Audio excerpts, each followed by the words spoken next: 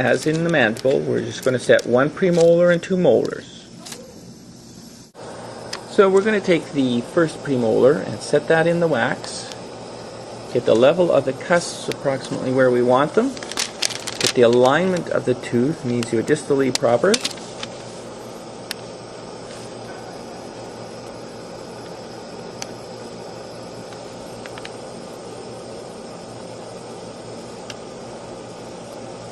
And then try that on our articulator and make sure that we get those cusps coming in so that they hit the lingual fossa of the mandibular teeth. In this particular case, I'm having difficulty getting my lingual cusp where I want without having no overjet. So what I'm going to do is actually move the lower teeth. I'm going to soften them up a little bit, and I'm going to move them in a little bit bodily toward the lingual surface so that it's easier for me to get my maxillary lingual cusp where I want. Okay, and that's looking good there. And you can also see that I've got some space between my maxillary buccal cusp there. I've removed wax from my maxillary first molar. I'm going to put that into place. And remember that as you get closer to the condylar inclination, you're going to put maybe a little bit of a curve so that the distal cusp might be just a tiny bit higher than the other. That will help you maintain some context as you move toward the posterior. I'm going to put that back on and check that against the occlusion in my mandibular molars there.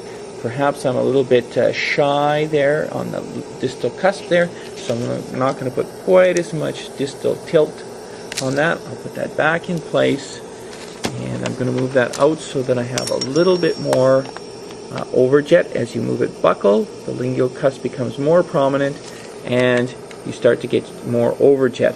And remember, you don't want any contact right in these areas here.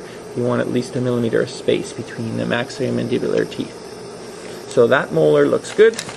I'll take that off, soften the wax around there, and then I have one more molar to set.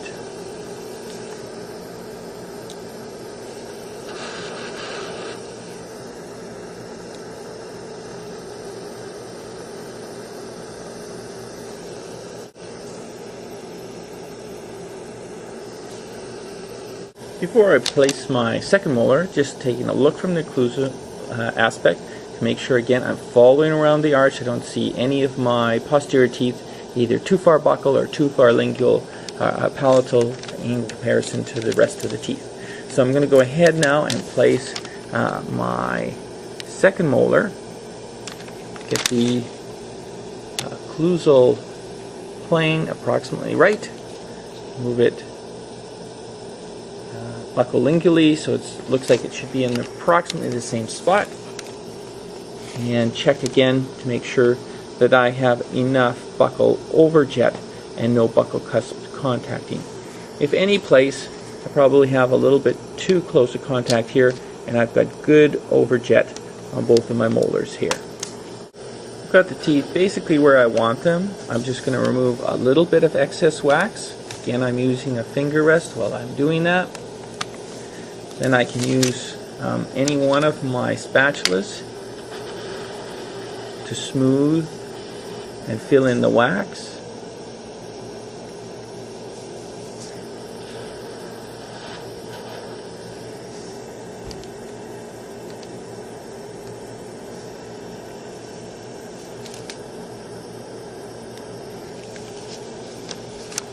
Same on the palatal surface.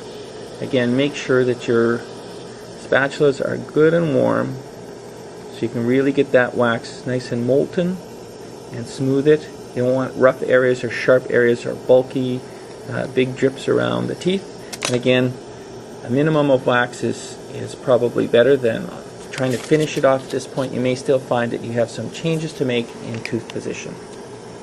Try those in, and things are looking good.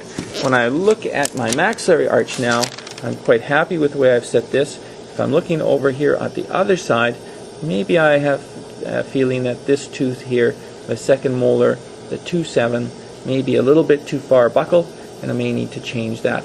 Either bringing the mandibular teeth in, or maybe this is in the wrong position, and just making that change there. But that's basically how we set up, begin to set up the posterior teeth. You may have to make a few minor changes to the side that your technician has set.